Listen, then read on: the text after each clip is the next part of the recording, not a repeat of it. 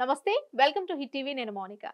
రెండు తెలుగు రాష్ట్రాల రాజకీయ విశేషాల గురించి మనతో మాట్లాడడానికి ప్రస్తుతం ఆ, రాష్ట్ర అధికార ప్రతినిధి ఎస్ రావు గారు ఉన్నారు. వారితో మాట్లాడదాం. నమస్తే సార్, ఎలా ఉన్నారు సార్? బాగున్నావా? సార్, ఇప్పుడు ఆంధ్ర రాజకీయాల గురించి మాట్లాడితే ఆ, ఇప్పుడు వ్యూహం సినిమా అనేది పెద్ద హాట్ టాపిక్ అయింది. ఇప్పుడు లాస్ట్ మనం ఒక 3-4 డేస్ వరకు మాట్లాడుకుంటే దీని మీద కేసెస్ కూడా అంటే కోర్టులో కూడా కేసు వేయడం జరిగింది. హైకోర్టు, తెలంగాణ హైకోర్టు ఈ విచారణని ఈ రోజు వాయిదా వేసింది. అసలు ఈ సినిమా రిలీజ్ అవుతుందంటారా?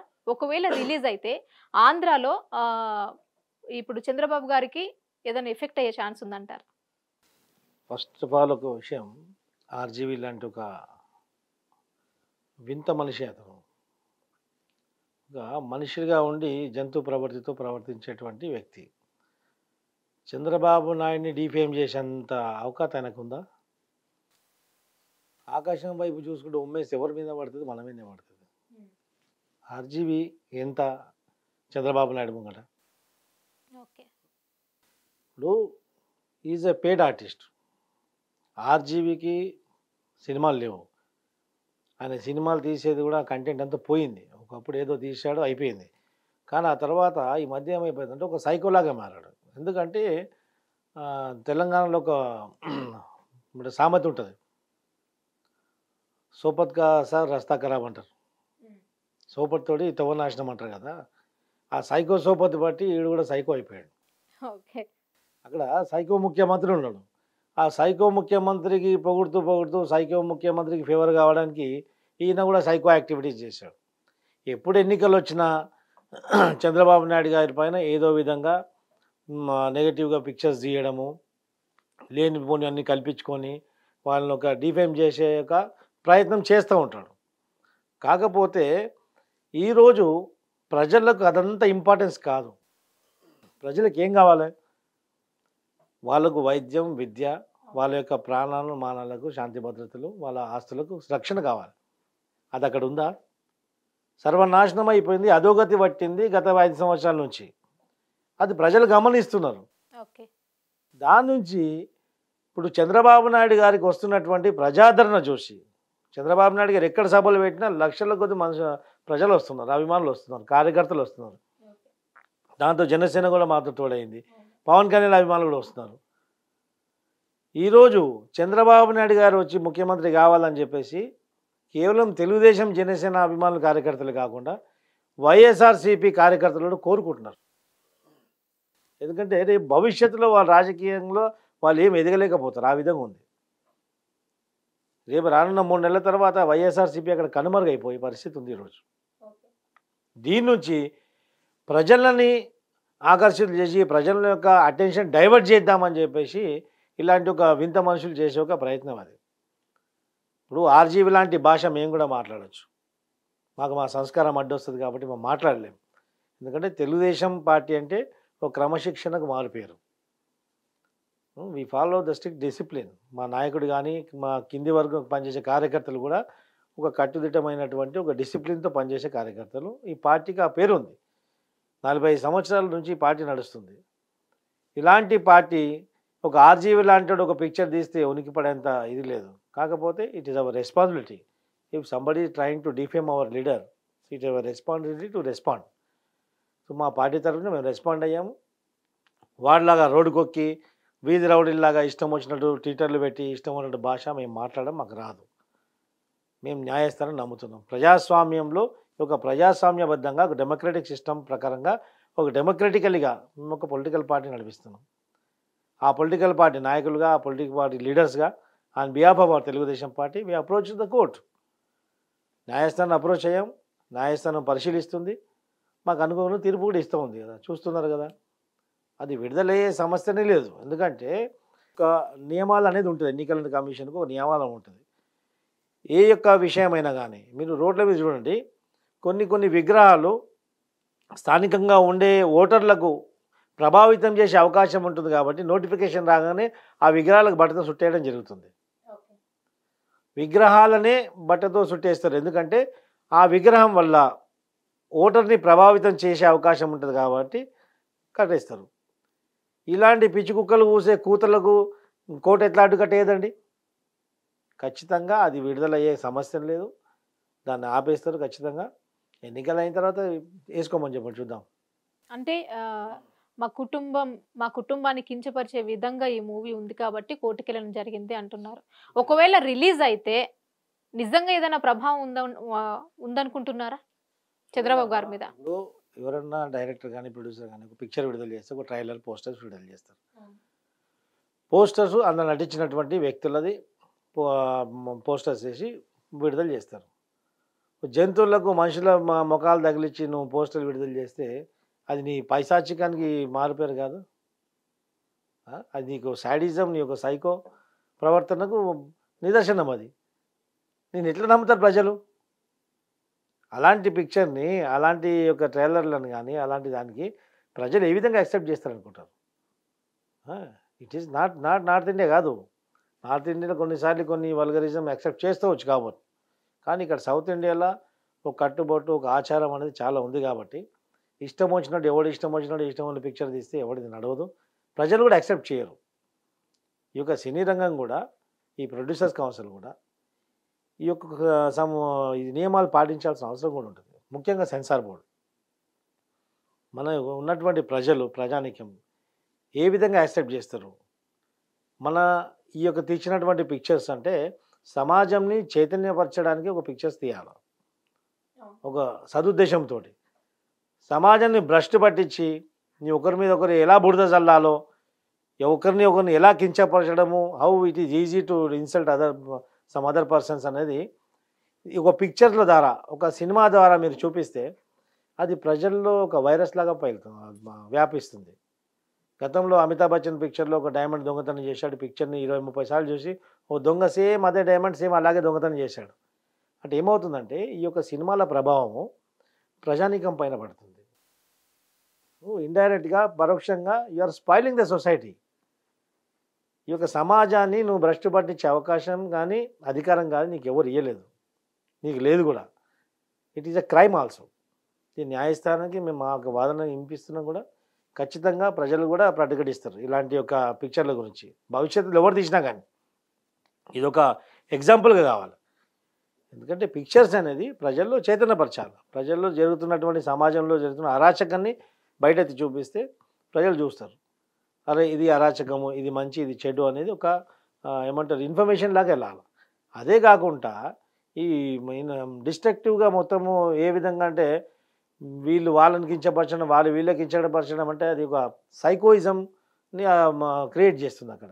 దాన్ని ఎవరు యాక్సెప్ట్ చేసేది కాదు. ముమ్మాటికి న్యాయస్థానంలో మాకు న్యాయం జరుగుతుందని ఆశిస్తున్నాం. ఖచ్చితంగా ఈ యొక్క పిక్చర్ ఎలక్షన్ అయిపోయి తెలుగుదేశం పార్టీ ప్రభుత్వం వచ్చేంత వరకు కూడా విడుదల కాదు. రేపు మా ప్రభుత్వం వచ్చినాక ఇలాంటి వాళ్ళు మళ్ళీ భవిష్యత్తులో ఇలాంటి పిక్చర్స్ తీసే ఆలోచన కూడా రాకుండా ఒక చట్టాన్ని తీసుకొస్తాం.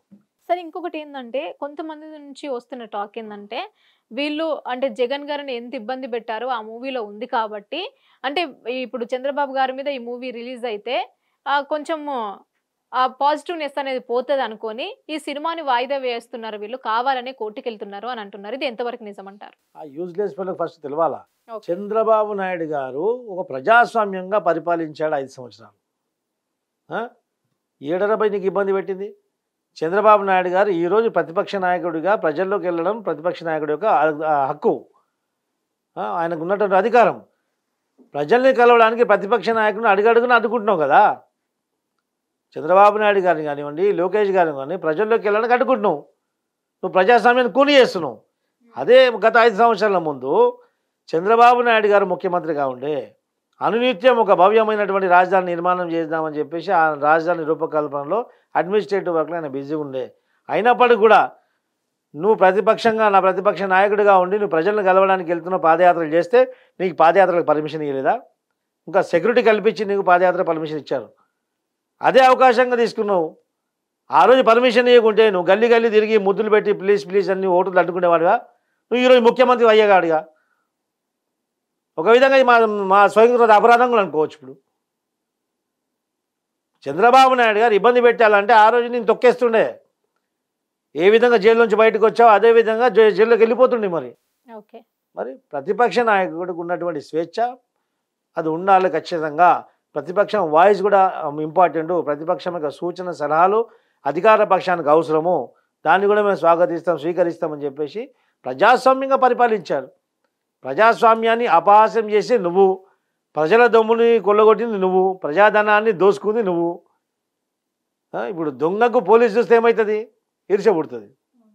మరి దొంగల పాలన నడుస్తుంది. అందులో ఈడొకటి పిచ్చి దొంగ చేరిన ఆర్జీవి, వాడు మెంటల్, వాడు మెంటల్ స్టాటస్ చక్కగలేదు వాడికి.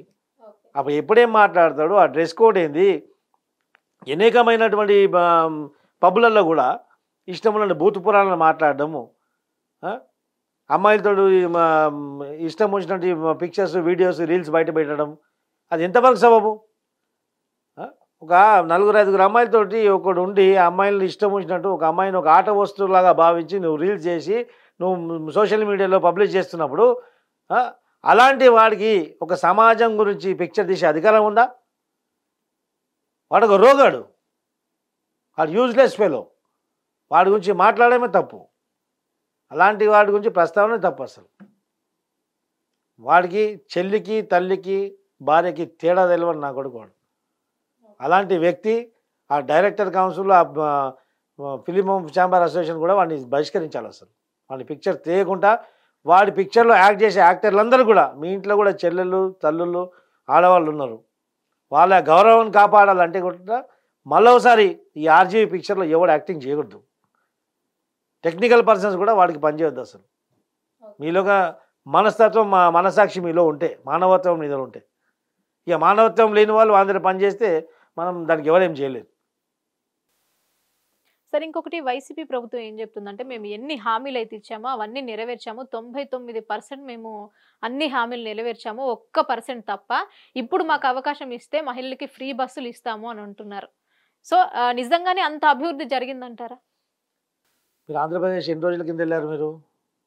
నేను వెళ్ళలేదు సార్ ఇప్పటివరకు. నేను ఒక 2 days వెళ్ళాను. నేను ఎస్వి యూనివర్సిటీకి తరచుగా పోయి వస్తుంటాను, బై రోడ్ పోతుంటాను. గుంతలలో రోడ్ ఎక్కడుందని ఎత్తుకోవాలి, ఆ పరిస్థితి ఉంది. ఓకే, రోడ్లో గుంతలు కాదు, గుంతలలో రోడ్ ఎక్కడుంది ఎత్తుకోవాలి, ఆ విధంగా పరిస్థితి ఉంది.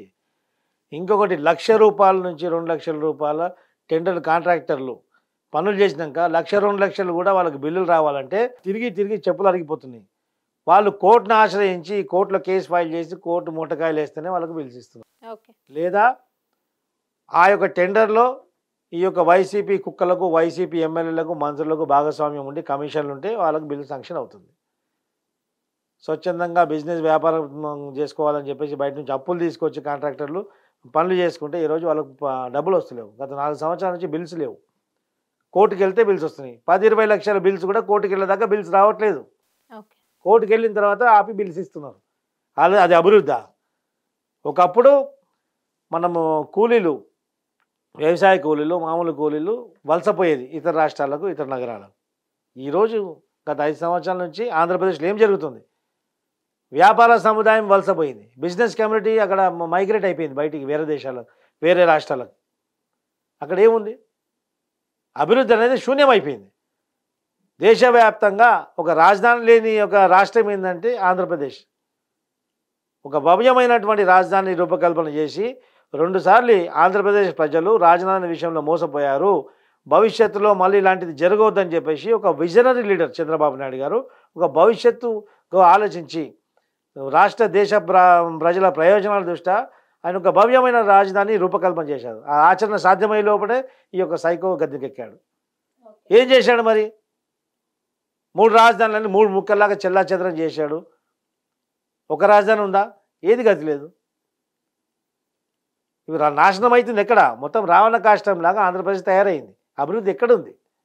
నీ పథకాలు అనేది ఆచరణ సాధ్యం కానటువంటి పథకాలు. నువ్వు అప్పులు తీసుకొచ్చి ఉన్నాయని నమ్మి పెట్టి గిరువు పెట్టి నువ్వు ప్రజలకు ఇవ్వడం ఏం లాభం చెప్పండి? అక్కడ వెల్త్ క్రియేట్ చేయాలి. ఏ ఒక్క ముఖ్యమంత్రి కానీ, ఏ ఒక్క ప్రభుత్వమైనా కానీ అక్కడ ఉన్నటువంటి రాష్ట్ర ప్రజల సంపదని పెంపొందింపే దిశగా పనిచేయాలి. ప్రజల సంపదను కొల్లగొడుతున్నావు. అక్కడ ఉన్నటువంటి ఇండస్ట్రీసు, వ్యవస్థలు మొత్తం అక్కడ నుంచి వెళ్ళిపోతున్నాయి. మళ్ళీ ఇది ఎట్లా డెవలప్మెంట్ అవుతుంది? డాక్టర్లకు జీతాలు లేవు, సచివాలయ కార్యదర్శులు అని చెప్పేసి నీ బ్రోకర్లు మొత్తం ప్రజలను దోసుకుంటున్నారు. ఇంటింటికి రేషన్ ఇస్తా అని చెప్పి ప్రజల చెవులో పువ్వు పెట్టిండు. వాళ్ళు వచ్చి రేషన్ తీసుకుంటుండే, ఇంటింటికి రేషన్ ఇస్తా అని చెప్పి దానికి ఇంకా ఏంది మతలబు? శుక్రవారము మంగళవారం ఏదో ఒక రోజు వాడు ఆ చౌరస్తాకు వస్తాడు, ఆ చౌరస్తాకు బియ్యం ఆ రేషన్ పంచడానికి వస్తే వీడు ఉద్యోగం మానేసి ఆడ కూర్చోవాలి బిచ్చగల కూర్చున్నట్టు. ఆ రోజు ఆ వీధిలో ఉన్నప్పుడు మా 20 ఇండ్లు ఉంటాయి, 20 ఇండ్లు 5 2 3 ఉంటాయి, మిగతా 15 ఇండ్లు వాళ్ళు లేరు అనుకోండి, వాళ్ళు రేషన్ కొట్టేసుకొని వెళ్ళిపోతారు అంతే. మళ్ళీ వచ్చిన వాళ్ళనే దర్శనం ఇస్తారు వాళ్ళు. ఇలా దోసుకుంటారు ప్రజల్ని, ప్రజల సొమ్ము నిలుగా దోసుకుంటున్నారు అక్కడ. ఆంధ్రప్రదేశ్ రాష్ట్రాన్ని మొత్తం బీహార్ కంటే కూడా అధమానంగా తయారు చేశారు ఈరోజు ప్రజలు. ఈరోజు వాని మాటలు నమ్మి, ఆ నత్తిపకోడి మాటలు నమ్మి ప్లీజ్ ప్లీజ్ అని ముద్దులు పెట్టుకుని తిరగడం వల్ల ఏదో చేస్తాడనుకొని ఓట్లేశారు. ఈరోజు ప్రజలు నాలుగే కలుసుకుంటున్నారు, ఎందుకు మేము వేసామా, మాతో తప్పు జరిగిందని వాళ్ళు పడుతున్నారు ఈరోజు. ఎప్పుడు ఎన్నికలు వచ్చినా ఖచ్చితంగా చంద్రబాబు నాయుడు గారిని ముఖ్యమంత్రిగా చూడాలని ఆంధ్రప్రదేశ్ ప్రజలు ముక్త కంఠంతో తీర్మానం చేసి కూర్చున్నారు, తెలుగుదేశం పక్షాన ఓటేద్దామని చెప్పేసి. ఈ యొక్క వైసీపీ ప్రభుత్వం అభివృద్ధి అనేది కేవలం అబద్ధమే. ఆడ జరిగిందే అబద్ధం, అన్యాయం జరిగింది, అభివృద్ధి అస్సలు జరగలేదు. మొత్తం డిస్ట్రక్షన్ అయిపోయింది అక్కడ, డెవలప్మెంట్ అనేది జీరో. సరే, ఇప్పుడు అంగన్వాడీ కార్యకర్తలపై ఏస్మా ప్రయోగం ఉపయోగించడం ఎంతవరకు కరెక్ట్ అంటారు? ఎంతవరకు కరెక్ట్? అది వాళ్ళ యొక్క డిమాండ్లు రానప్పుడు వాళ్ళ యొక్క ఏమంటారు నిరసన తెలపడం ఇప్పటి నుంచి చేస్తున్నారు. మరి మళ్ళీ ఒకవైపు అభివృద్ధి చేస్తున్నావు కదా నాయన, అభివృద్ధి చేస్తున్నావు, మొత్తం వెలిగిస్తున్నావు కదా ఆంధ్రప్రదేశ్ అంతా. అంగన్వాడీ యొక్క మహిళలు, అంగన్వాడీ యొక్క వర్కర్స్ అందరూ కూడా గ్రౌండ్ లెవెల్గా పనిచేసే వాళ్ళు. నువ్వు వాళ్ళకే సరిగ్గా నువ్వు కడుపు నిండా తిండి పెట్టకపోతే, వాళ్ళకే ఉద్యోగాలకు రక్షణ లేకపోతే, అదే వాళ్ళ సమస్యని పరిష్కరించకపోగా వాళ్ళపై ఏస్మా ప్రయోగించడం, అదే కదా మరి. ఈయన నాదుడు లేడు, వాళ్ళు చెప్పే వాస్తవాలు వింటే వీని చెవులకి రక్తం కారుతుంది. అది భరించలేకపోయి వాళ్ళ మీద ఏస్మా వేసి వాళ్ళని భయభ్రాంతులు చేయడానికి ప్రయత్నిస్తున్నాడు. ఏం చట్టం ప్రయోగించినా కానీ ఇప్పుడు ఏం కాదు, ఒక 2 నెలల 15 రోజుల్లో నోటిఫికేషన్ రాబోతుంది. ఆ తర్వాత ఎన్నికలు రాబోతున్నాయి, చంద్రబాబు నాయుడు గారు రాబోతున్నారు. ఈ యొక్క ఆశా వర్కర్లందరినీ కూడా మేము ఖచ్చితంగా ఆదుకుంటాం. వాళ్ళ యొక్క సమస్యలు రాగానే ఇమ్మీడియట్లీ తీర్చే విధంగా మేము ప్రయత్నం చేస్తాం. సరే, ఇప్పుడు కేశినేని నాని గారి గురించి మాట్లాడితే ఆయన కార్యాలయంలో టీడీపీ జెండాలు తీసేయడం కానీ తొలగించడం కానీ, ఆయనని అంటే ఇప్పుడు మొన్న చంద్రబాబు గారు తిరువురు సభలోకి వచ్చారు, అక్కడికి గైర్హాజరు అవ్వడం కానీ, అంటే ఈయనని పార్టీ కార్యక్రమాలకి ఆహ్వానించట్లేదు అనేసి రాజీనామా చేయడం జరిగిందని విన్నాము. సో దీన్ని ఎలా చూస్తారు? అంటే ఆయన పరిస్థితి ఎలా ఉంది అసలు? ఇప్పుడు నేను ఒకసారి 2 సార్లు ఎంపీ అయిపోయినా. ఓకే, ఎంపీ అయిపోయిన తర్వాత ఇక నేను ఉంటేనే పార్టీ ఉంది, నాతోటే పార్టీ అంటే కాదు. Party first, person second. వ్యవస్థ ఇంపార్టెంట్, పార్టీ ఇంపార్టెంట్, వ్యక్తులు కాదు, వ్యవస్థ ఇంపార్టెంట్. ఆ వ్యవస్థనే నాతోటి ఉంది, నేను లేకపోతే ఆ వ్యవస్థ లేదంటే ఇలాంటి వాళ్ళు తెలుగుదేశం పార్టీ నాయకులను తయారు చేసే కర్మాగారం అది. కేశినేని నాని లాంటి 100 మందిని తెలుగుదేశం పార్టీ ఓవర్ నైట్లో తయారు చేసింది కూడా. ఆ యొక్క చరిత్ర తెలుగుదేశం పార్టీకి ఉంది. తెలుగుదేశం పార్టీ నేను ఉంటే తెలుగుదేశం పార్టీ ఉంది, నా ప్రభావంతో తెలుగుదేశం పార్టీ ఉందని ఆ అపోహలు మాత్రం ఉంటే మాత్రం ఒక గడ్డిపూసలాగా పీకి బయటపడడం ఖాయం తెలుగుదేశం పార్టీలో. అలా ఎవరు డామినేట్ చేసే పరిస్థితి తెలుగుదేశం పార్టీలో ఉండదు. తెలుగుదేశం పార్టీ మీకు అవకాశం ఇచ్చింది, అవకాశం ఇచ్చినప్పుడు దాన్ని సద్వినియోగపరచుకోవాలి, ప్రజల్లో ఉండాలా, ఒక సౌమ్యంగా ఉండాలి. అదే కాకుండా ఇక నేనే ఉన్నా, నా తర్వాత ఇంకెవరు లేడు, అధినాయకత్వం కూడా నా దగ్గరికి రావాలి, నాకు అనుసంధానంలో ఉండాలి, నేను చెప్పినట్టు ఉండాలని చెప్పేసి if anybody try to dominate the party will not tolerate. Telugu Desam పార్టీని నాయకత్వాన్ని డామినేట్ చేసే విధంగా ఏ నాయకుడు ఉన్నా కానీ, ఎంతటి వాడైనా కానీ ఒత్తేయడం జరుగుతుంది, విస్మరించడం జరుగుతుంది. నాని గారు నేనే ఉన్నా, నా తప్ప ఇంకెవరు లేరని చెప్పేసి ఏమన్నా గొడవలు చేయడం, వాని కొట్టడం, ఈని కొట్టడం. ఇప్పుడు ఒక 2 సార్లు ఎంపీగా విజయవాడ నుంచి మీరు ఎన్నికయ్యారు.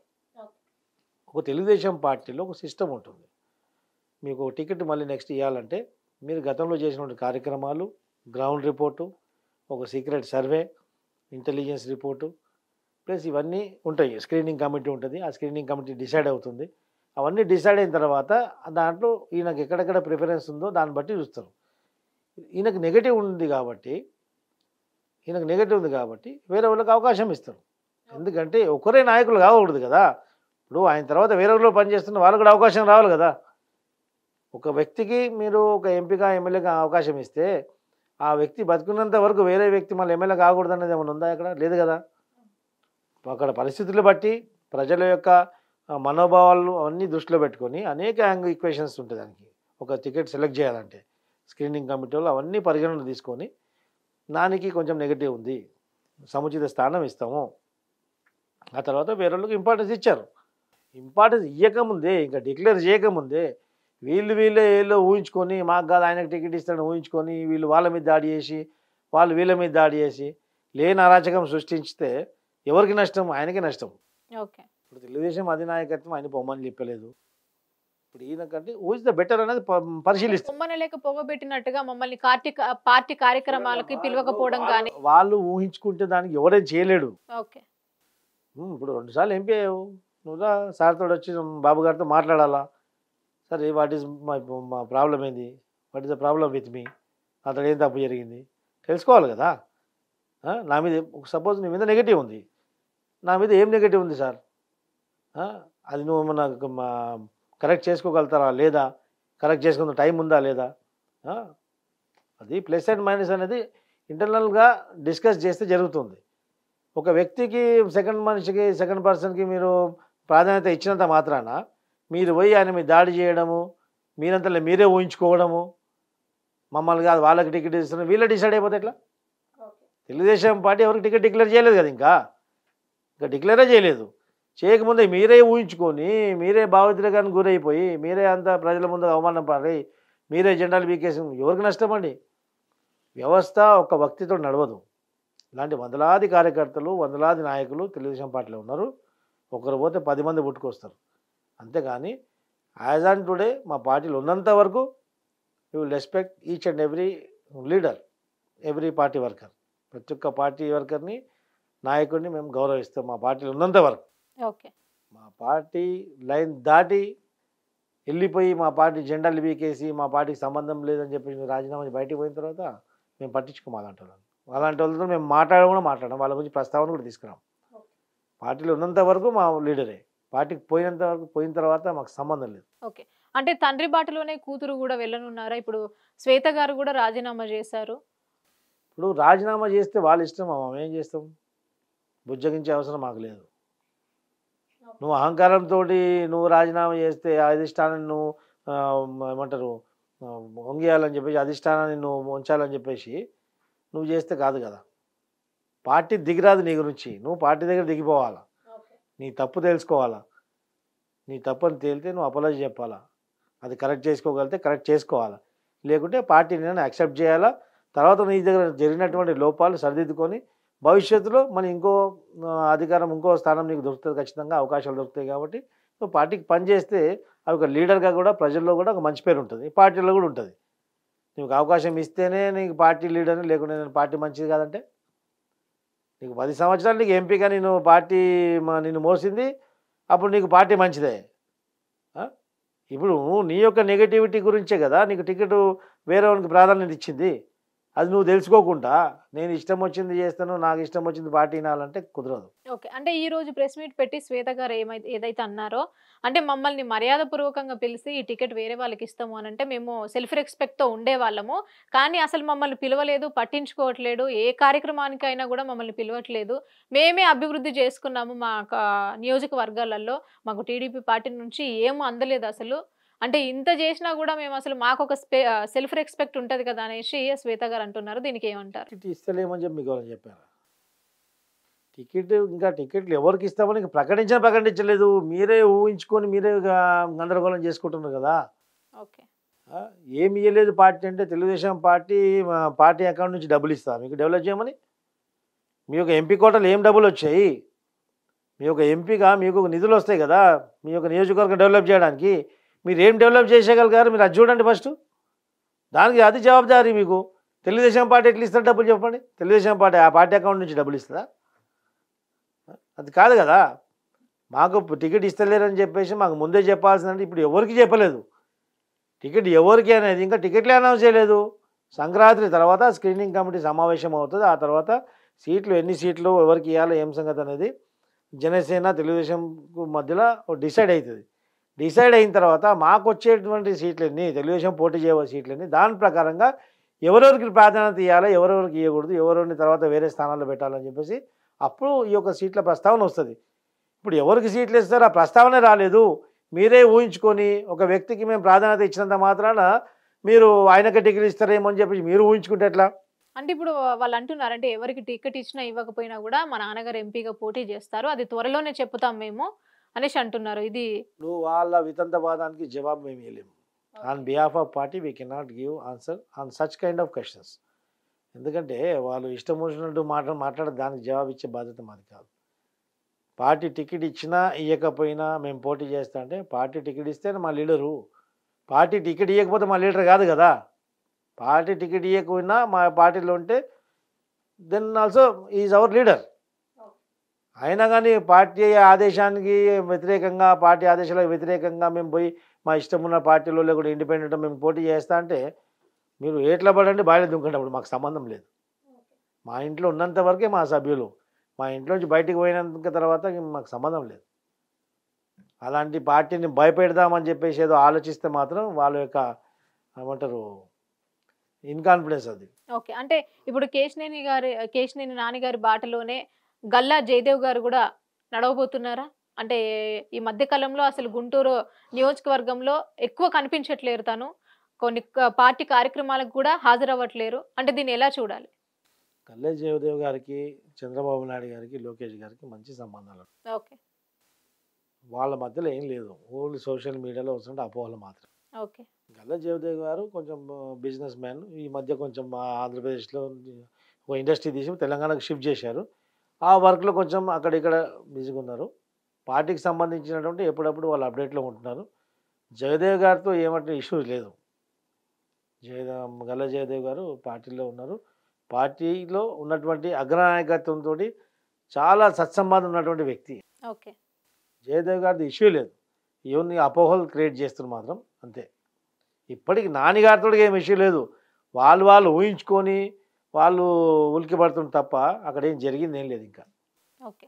ఇప్పుడు టీడీపీ పార్టీకి ఎలాంటి సమస్యలు రాకుండా ఉండడానికి బీజేపీతో పొత్తు పెట్టుకునే ఏమన్నా ఉన్నాయంటారా ఆలోచనలు? ఇప్పుడు రాజకీయ పార్టీ అన్నప్పుడు, గెలవాలన్నప్పుడు, ప్రభుత్వం ఏర్పాటు చేయాలి, మనం గెలవాలన్నప్పుడు ఈ ప్రభుత్వ వ్యతిరేక ఓట్లు చీలకుండా ఉండాలని చెప్పేసి ఒక వ్యూహంతో ప్రతిపక్ష పార్టీలు వెళ్తాయి. ముఖ్యంగా ఆంధ్రప్రదేశ్ రాష్ట్రంలో ప్రభుత్వ వ్యతిరేక ఓటు చీలకుండా ఉంటేనే జగన్మోహన్ రెడ్డికి మనం గద్దెదించగలుగుతాం. ఓకే. ప్రజలకు మేలు చేయగలుగుతాం. ప్రజలకు మేలు చేయడానికి అందరు ఏకతాటిపై వచ్చి మన యొక్క సిద్ధాంతాలు, మన యొక్క మేనిఫెస్టోలు అన్నీ కూడా కొంచెం సవరించుకొని ఈ యొక్క ప్రజల శ్రేయస్సు కొరకు ఏకతాటిపై రావడం ఈరోజు అవసరం, అనివార్యం కూడా. అందుకని చెప్పేసి బీజేపీతో కూడా పొత్తు ఉంటుందనే ఇప్పటిదాకా అందరూ భావిస్తున్నారు. బహుశా ఉండొచ్చు కూడా. పొత్తు ఉంటే ఏమవుతుందంటే ఇది మా ప్రభుత్వ వ్యతిరేక ఓటు చీలకుండా ఉంటుంది. Okay. So Jaganmohan Reddy versus ఈ యొక్క ప్రతిపక్షం అయిపోతుంది. అందుకే జగన్మోహన్ రెడ్డి ఏం చేస్తుండ్రు, మొన్న రీసెంట్గా కొత్త బ్రోకర్ వచ్చాడు, జై మహాభారత్ జై భారత్ పార్టీ, జేడి లక్ష్మీనారాయణ. ఆయన యొక్క ఒక సిబిఐ జాయింట్ డైరెక్టర్గా ఉండి ఒక మంచి పేరు సంపాదించుకున్న వ్యక్తి జగన్మోహన్ రెడ్డి వేసిన ఎంగిలి మెతుకులకు అమ్ముడుపోయి ఈరోజు ఒక స్వచ్ఛంగా ఒక అమ్ముడుపోయే స్వార్థపూరిత రాజకీయ నాయకుడిగా ఈరోజు ప్రొజెక్ట్ అయిపోయారు. గతంలో ఆయన తెచ్చుకున్నటువంటి పేరంతా కూడా భ్రష్టు పట్టించి ఈరోజు ప్రభుత్వ వ్యతిరేక ఓటు చీల్చడానికి జగన్మోహన్ రెడ్డి ద్వారా స్థాపింపబడినటువంటి ఆ పార్టీకి నడిపించుకుంటూ అధికారిగా దాంట్లో అధ్యక్షుడిగా కొనసాగుతున్నాయి. ఆయన జై మహాభారత్ పార్టీ, జై భారత్ పార్టీ అని పెట్టి. ఇప్పుడు చూడండి, జేడి లక్ష్మీనారాయణ విశ్వసనీయత తెలుస్తూనే ఉంది కదా, ఎవడన్నా యాక్సెప్ట్ చేస్తాడా? గతంలో నువ్వు జగన్మోహన్ రెడ్డి 6 నెలల ముందే జగన్మోహన్ రెడ్డి పాలన ఓహో ఆహా అని పొగిడితీవి నువ్వు శ్రీశైలం ప్రాజెక్ట్ స్కూల్ సమావేశంలో. జగన్మోహన్ రెడ్డి లాంటి పరిపాలన మళ్ళీ ఎక్కడ నేను చూడలేదని చెప్పేసి. మళ్ళీ ఇప్పుడు జగన్మోహన్ రెడ్డి ఎట్లా శత్రువు అయిపోయాడు నీకు? ఎట్లా జగన్మోహన్ రెడ్డికి వ్యతిరేకంగా నువ్వు పార్టీ పెట్టావు? ఇదంతా ఆడుతున్నటువంటి నాటకం. జగన్మోహన్ రెడ్డి ఆడిపిస్తున్నటువంటి నాటకం ఇది. ప్రజలను ఎరిపుష్పాలు అనుకుంటున్నారు వీళ్ళు. ప్రజలు చాలా చేతనవంతులయ్యారు. ప్రజలకు ఇప్పుడు తెలిసిపోయింది ఎవరు కోటేయారని. గతంలో ఒకసారి మోసపోయారు, ఇప్పుడు మోసపోయే అవకాశం లేదే లేదు. ప్రజల మైండ్ సెట్ ఆల్రెడీ ఫిక్స్ అయిపోయింది, తెలుగుదేశం పార్టీకి ఓటేయాలని చెప్పేసి. ప్రతి ఒక్క మనసులో ఈరోజు సైకిల్ తిరుగుతుంది. సరే ఇప్పుడు ఆంధ్ర సెటిలర్లు ఎక్కువగా ఉన్న కూకట్పల్లి నియోజకవర్గంలో అంటే ఈ పార్టీ రాలేకపోయింది జనసేన. సో అలాంటిది జనసేన పార్టీ ఆంధ్రాలో పరిస్థితి ఎలా ఉండబోతోంది? ఇప్పుడు ఇక్కడ తెలంగాణలో ఉన్నటువంటి సెంటిమెంట్ డిఫరెంట్, ఓకే. ఆంధ్రాలో ఉన్నటువంటి సెంటిమెంట్ డిఫరెంట్. ఇక్కడ సెటిలర్స్ మాత్రమే ఉండే మొన్న, ఓన్లీ సెటిలర్స్నే అట్రాక్ట్ చేద్దామని చెప్పేసి వాళ్ళు ఆలోచించారు. ఇక్కడ జనసేన యొక్క మేనిఫెస్టో, జనసేన యొక్క బీజేపీ కలయిక, వాళ్ళ యొక్క బాండింగ్ అనేది అంత పాజిటివ్గా ప్రజలకు తీసుకెళ్ళలేకపోయారు. ముఖ్యంగా ఏంటంటే బీజేపీ మీద చాలా నెగటివిటీ వచ్చింది ఇక్కడ. Okay. First of all BJP BRS ఒకటే అని చెప్పేసి ఆ యొక్క ప్రజల్లో ఒక అపోహ క్రియేట్ అయిపోయింది. ఏ విధంగా అంటే నాయకత్వ మార్పిడితోటి కిషన్ రెడ్డి క్లియర్గా బీఆర్ఎస్ కోవట్ అని చెప్పేసి ఆల్రెడీ పార్టీ వర్కర్లే, బీజేపీ పార్టీ వర్కర్లే, బీజేపీ నాయకులే బయట నిర్మమాటంగా చెప్పుకుంటారు. కేసీఆర్ యొక్క మద్దతు, ఎంఐఎం యొక్క మద్దతుతోటే సికింద్రాబాద్ సీటు కిషన్ రెడ్డి గెలిచాడని చెప్పేసి అది అందరూ అనుకున్నట్టు మాటనే. బండి సంజయ్ ఉన్నప్పుడు పార్టీ యొక్క గ్రాఫు గణనీయంగా పెరిగింది. చరిత్రలో ఎప్పుడు లేనట్లు ఒక 45 కార్పొరేటర్ జిహెచ్ఎంసీలో కార్పొరేటర్ సీట్లు గెలిచింది బీజేపీ. ఎప్పుడు 1, 2, 3, 4, 5 కార్పొరేటర్ల కంటే ఎక్కువ ఇప్పుడు చరిత్ర రాలేదు. 45 సీట్ల వరకు వచ్చిందంటే ఒక బీజేపీకి ఒక 20-30 సీట్లు వచ్చే అవకాశం ఉన్న విధంగా బీజేపీ గ్రాఫ్ అలా వెళ్ళింది. All of sudden Kavitha arrest అయ్యే మూమెంట్లో ఆ లిక్కర్ కేసులో కవితని నెగ్లెక్ట్ చేయడము, డ్రగ్స్ కేసు కూడా డైల్యూట్ చేయడము, ప్లస్ ఈ యొక్క కిషన్ రెడ్డిని తీసుకొచ్చి బండి సంజయ్ని మార్చడము, ఇదంతా ఏమైపోయిందంటే బీజేపీ బీఆర్ఎస్ ఒకటే అనేది ఒక భావన వచ్చేసింది. దాంతో బీఆర్ఎస్ మీద ఉన్నటువంటి వ్యతిరేకత బీజేపీ ముందు కూడా వచ్చేసింది. ఆల్టర్నేట్ ఏం కల్పించిందంటే ఓన్లీ కాంగ్రెస్ పార్టీ ఒకటే కనిపించింది. ఎందుకంటే జనసేనకు పరిగణలోకి తీసుకోలేదు ప్రజలు. ఎందుకంటే ఇప్పటి వరకు వాళ్ళు ప్రజల మ్యాండేట్ తీసుకొని చట్టసభలలో అడుగుపెట్టింది లేదు. ముఖ్యంగా తెలంగాణ ప్రాంతంలో అయితే ఒక కార్పొరేటర్ కూడా ఆ పార్టీకి లేరు.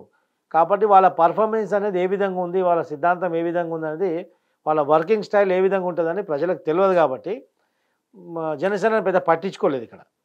సో బీజేపీని బీఆర్ఎస్కు అనుకూలంగా వ్యవహరించడం వల్ల ఆ పరిస్థితుల వల్ల బీజేపీని నమ్మలేదు. ఆల్టర్నేట్ కనిపించింది ఒకటే కాబట్టి కాంగ్రెస్కి వన్ సైడెడ్ వేశారు. ఓకే. ఇప్పుడు అక్కడ వెళ్ళిన తర్వాత పరిస్థితి చాలా డిఫరెంట్ ఉండబోతుంది. ఎందుకంటే ఈ యొక్క జనసేన అధ్యక్షుడు పవన్ కళ్యాణ్ కాపు సామాజిక వర్గానికి చెందినవాడు కాబట్టి గత 5 సంవత్సరాలు కూడా అక్కడ కుల రాజకీయాలను కొద్దిగా ఎక్కువ కంపేరింగ్ టు తెలంగాణ. సో కాపు సామాజిక వర్గం అంతా కూడా జనసేనకు సపోర్ట్గా ఉంది అక్కడ. సో కాపు సామాజిక వర్గం, కమ్మ సామాజిక వర్గం, అదే విధంగా తెలుగుదేశం పార్టీ అన్ని సామాజిక వర్గాలకు సమన్యాయంగా భావిస్తుంది కాబట్టి అన్ని కుల సంఘాలు కూడా ఈరోజు తెలుగుదేశం పార్టీ ప్లస్ జనసేన యొక్క కలయికని సమర్థిస్తారు. కాబట్టి తెలంగాణ వచ్చినటువంటి రిజల్ట్ జనసేనకు అక్కడ ఇంపాక్ట్ ఏం కాకపోవచ్చు. అక్కడ రిజల్ట్ డిఫరెంట్ వస్తుంది. ఖచ్చితంగా గెలుపు దిశగానే అక్కడ ఉంటుంది. సరే ఇప్పుడు తెలంగాణ రాజకీయాల గురించి మాట్లాడుకుంటే ఇప్పుడు రేవంత్ గారు వెనకాల చంద్రబాబు గారు ఉండి చక్రం తిప్పుతున్నారు అని అంటున్నారు. సో ఇది నిజమే అంటారా? ఎందుకుంటాడు? చంద్రబాబు నాయుడు గారికి ఒక పార్టీని గెలిపించడానికి అవసరం ఏమొచ్చింది చెప్పండి? మాకు పార్టీ లేదా, మాకు నాయకులు లేరా? అంతా అపోహ మాత్రమే. ఓకే. ఇప్పుడు రేవంత్ రెడ్డి దోస్కా దుష్మన్ మేరా దోస్త్ అంటారు కదా, శత్రువుకు శత్రువు నా దోస్త్ నా మిత్రుడు అన్నట్టు ఆ విధంగా వ్యవహరిస్తుంటారు. రేవంత్ రెడ్డికి ఎవరితో పడదో వాళ్ళు చంద్రబాబుని బదలాం చేస్తూ ఉంటారు. రేవంత్ రెడ్డికి ఎదుర్కోలేని వాళ్ళు చంద్రబాబుని బదలాం చేస్తూ ఉంటారు. చంద్రబాబు ఎప్పుడైనా కలిచాడా రేవంత్ రెడ్డితోటి? ఆయన ముఖ్యమంత్రి అయినా కన్నా కలిచారా? కలవలేదు కదా. చంద్రబాబు నాయుడుకు ఈ యొక్క కాంగ్రెస్ పార్టీకి ఏ విధమైనటువంటి సంబంధం లేదు. కాంగ్రెస్ ప్రభుత్వంలోకి షర్మిల గారు తన పార్టీని విలీనం చేస్తారు, దీన్ని ఎలా చూస్తారు? షర్మిల అనేది ఫస్ట్ అక్కడి నుంచి వచ్చి ఇక్కడ మైగ్రేట్ అయింది, ఇక్కడ నుంచి అక్కడ పోయింది, అక్కడ నుంచి ఇక్కడ పోతుంది. ఈరోజు షర్మిల ఏ విధంగా ఏంటంటే ప్యాకేజ్ పొలిటీషియన్ లాగా అయిపోయింది. ఇక్కడ జగన్మోహన్ రెడ్డి ఇచ్చిన బాణం అని చెప్పేసి ఒకసారి అక్కడ ఆంధ్రలో పాదయాత్ర చేసినప్పుడు నేను జగనన్న వదిలిన బాణం అన్నాను, తర్వాత రాజశేఖర రెడ్డి బుల్లెట్ అన్నాయి. ఇప్పుడు ఏం బాంబు అయిందా? ఇక్కడ వచ్చి తిరిగింది కదా, 3000 కిలోమీటర్ తిరిగింది. తిరిగి అది చేస్తా ఇది చేస్తా అని చెప్పేసి పెద్ద నేను ఇక్కడే పుట్టినా, నేను ఇక్కడ ఛాయ్ తాగినా, బిస్కెట్ తిన్నా, అల్లిం తిన్నా అన్నీ చెప్పింది. మళ్ళీ అవన్నీ సెంటిమెంట్లు ఎక్కడ పోయినాయి? సోనియా గాంధీ, రాహుల్ గాంధీ పిలవడం, నువ్వు పోటీ చేయకుండా పక్కకు తప్పుకో, నీకు ఇచ్చే ప్యాకేజ్ ఇస్తామని చెప్పేసి అక్కడ ప్యాకేజ్ తెచ్చుకుంది, వచ్చింది. ఆ ప్యాకేజ్తో కొడుకు పెళ్లి చేస్తుంది ఈరోజు. ఓకే. ఆ ప్యాకేజ్ తీసుకుంది. నీకు రావాల్సింది ప్యాకేజ్ కదా. నీ ఎంబడి తిరిగిన వాళ్ళందరూ ఈరోజు పిచ్చోళ్ళు అయిపోయారు కదా. మా తెలంగాణ బిడ్డల్ని, తెలంగాణ మహిళల్ని నీ ఎంబడి తిప్పుకున్నావు 2 సంవత్సరాల దాకా. ఏమైపోయారు వాళ్ళందరూ? సరే నువ్వు కాంగ్రెస్ పార్టీలో జాయిన్ అయ్యావు కదా. పార్టీ అంటే ఒక వ్యక్తి కాదు కదా, ఒక వ్యవస్థ. ఒక 100 మంది ఉంటారు కదా. నీ ఎంబడి 100 మందిని తిప్పుకున్నావు కదా. నువ్వు పోయేసి ఢిల్లీలో నువ్వు జాయిన్ అయినావు కదా. నీ ఎంబడి నీ పార్టీలో కీలకంగా నీ ఎంబడి తిరిగిన వాళ్ళు ఎవరినైనా జాయిన్ చేయించావా నువ్వు? ఎందుకు చేయించలే? అమాయక తెలంగాణ ఈ యొక్క బిడ్డలని నీ యొక్క పార్టీ వర్కర్లుగా మార్చుకొని వాళ్ళకి ప్రలోభ పెట్టి నువ్వు వాళ్ళని మోసం చేసావు. షర్మిల ఎంబడి తిరిగిన వాళ్ళు ఎవరెవరు ఎంతమంది ఉన్నారో వాళ్ళందరికీ చెప్తున్నాను నేను. షర్మిల మీద చీటింగ్ కేసు పెట్టండి. మమ్మల్ని మోసం చేసి ఆమె సొంత స్వార్థం కోసం మమ్మల్ని మోసం చేసింది, ప్యాకేజ్ దండుకొని అక్కడ వెళ్ళిపోయిందని చెప్పి. ఇప్పుడు అక్కడ పోయినాక ఏముంటుంది? రేపు ఒరిస్సాలో ఏమైనా ఉంటే కూడా మళ్ళీ ఒరిస్సా కూడా మైగ్రేట్ అవుతుంది. ఆమె టెన్షన్ లేదు. ఒరిస్సాలో మాకు ఎవరు చుట్టాలు ఉండే, నేను చిన్నప్పుడు ఒరిస్సాలో కాలేజ్ చేసిన, నేను చిన్నప్పుడు హాలిడేకి ఒరిస్సాలోనే ఉంటుంటే నాకు ఇక్కడ అంతా తెలుసు, నాకు ఇక్కడ వాతావరణం తెలుసు అని అన్నీ మాట్లాడడానికి ఏం లేదు. ఒరిస్సాకి పోవడానికి కూడా రెడీ ఉంటుంది. మీరు చూడండి అక్కడ పోయి ఈమె ఏం చేయగలుగుతుంది? ఈమెకి ఏం సాధన అవుతుంది? అంటే షర్మిల గారి వెనకాల చంద్రబాబు గారి కుట్ర ఉంది, అందుకే కాంగ్రెస్ లో విలీనమైంది అని అంటున్నారు. ఇది ఎంతవరకు నిజమంటారు? చంద్రబాబు నాయుడు గారు కుక్కల్ని పిల్లలు పెంచారు ఇప్పుడు. కానీ ఉమ్. చంద్రబాబు నాయుడు గారికి బాబు గారికి అలాంటి అలవాటు లేదు. ఓకే. చంద్రబాబు నాయుడు గారికి స్టేట్ అవే పాలిటిక్స్ చేస్తారు ఆయన. మా పార్టీ స్ట్రెంత్ ఏందో మా పార్టీ స్ట్రెంత్ ప్రకారంగా మేము కంటెస్ట్ చేస్తాం. చంద్రబాబు నాయుడు గారు అలాంటి వ్యక్తుల మీద ఫోకస్ చేసేంత అవసరం ఆయనకు లేదు, అంత సమయం కూడా ఆయనకు లేదు. ఓకే. షర్మిల పోయి ఆడ చచ్చిపోయిన కాంగ్రెస్ని లేపుతుంది ఆమె. గతంలో మంత్రులుగా పనిచేసిన వాళ్ళు, పిసిసి అధ్యక్షులుగా పనిచేసిన వాళ్ళు అక్కడ ఉన్నారు. వాళ్ళతోటే చేతన అవ్వట్లేదు. ఈమె పోయి ఏం చేస్తుంది? నిస్వార్థంగా రఘువీరారెడ్డి లాంటి వాళ్ళు నిస్వార్థంగా పనిచేసే వాళ్ళు అక్కడ ఉన్నాగా ఈమె మొత్తం అనువనువు స్వార్థంతో నిండున్న వాళ్ళు, ఆ రక్తంలోనే స్వార్థం ఉంది. అలాంటి స్వార్థపరాలు పోయి ఆడ చచ్చిపోయిన కాంగ్రెస్ పార్టీ ఏ విధంగా లేపుతుంది? ఇక్కడ నుంచి అక్కడ పంపించడమే. ఓకే. ఈ నుంచి ఆడ దూసేస్తే మాకు అంటే పీడ కడప పోతుంది. నుంచి కూడా పోటీ చేసే అవకాశాలు ఉన్నాయని అంటున్నారు. సో ఇది ఎంతవరకు నిజము? ఒకవేళ కడప నుంచి పోటీ చేస్తే ఆమెను ఎంతవరకు ఆహ్వానిస్తారు? ఎక్కడి నుంచి చేస్తుంది? ఇక్కడ కడుపు నిండా తిన్నది కదా. అప్పుడు కడప నుంచనే చేస్తుంది, ఖమ్మం నుంచి చేస్తుంది. ఆమెకేమైంది? ఇక్కడ కడుపు నిండా తినిపించి అక్కడ దోసేశారు. నీ సాగు నువ్వు అక్కడ సావని చెప్పి తెలంగాణలో చేతులు కడుక్కున్నారు. వీళ్ళు ఫ్రీ అయిపోయారు. అక్కడ పోయి ఆమె చేసేది ఏం లేదు. ఇప్పుడు ఇటు చూడండి మీరు, గతంలో విజయమ్మ షర్మిల ఒక కూటమిగా ఉండే, జగన్మోహన్ రెడ్డి వేరేగా ఉండే. ఇప్పుడు జగన్మోహన్ రెడ్డి విజయమ్మ ఇద్దరు కలిసే వస్తున్నారు, ఇద్దరు కలయికనే ఉంది. So it mean Jaganmohan Reddy Sharmila ఇద్దరు ఒకటే కదా అవును. మరి. సో అక్కడ ఏమైపోతుందంటే ఒక నాటకం నడుస్తుంది అక్కడ. జగన్మోహన్ రెడ్డి ప్రభుత్వ వ్యతిరేక ఓటు చీల్చడానికి ఎన్ని ప్రయత్నాలు అవసరం వస్తే అన్ని ప్రయత్నాలు చేస్తూ ఉన్నాడు. ఒక షర్మిల, ఒక జేడి లక్ష్మీనారాయణ, ఇంకొక యాదవ్, ఒక పార్టీ బీసీ పార్టీ, అలాంటి చిన్న చితక పార్టీలను పెట్టుకొని ప్రభుత్వ వ్యతిరేక ఓటు చీల్చడానికి ప్రయత్నిస్తున్నాడు. జనసేన తెలుగుదేశం పార్టీ ఒక కలయికను చీల్స్తే ఓటు రెండుగా చీలిపోతే నా విజయం వస్తుందని అనేక మాటలు, ఏ చిన్న అవకాశం వచ్చినా దాన్ని ఒక భూతద్దంలో చూపించి సోషల్ మీడియాలో విస్తృతంగా వైరల్ చేస్తున్నాడు. అది జరిగే పని కాదు. జనసేన తెలుగుదేశం పార్టీ మేము ఇంటర్నల్గా ఒక సిద్ధాంతపరంగా మేము కాంప్రమైజ్ అయ్యి ఈరోజు జగన్మోహన్ రెడ్డి దించడమే మా యొక్క పరమావధంగా భావించి మేము పోటీకి వెళ్తున్నాం.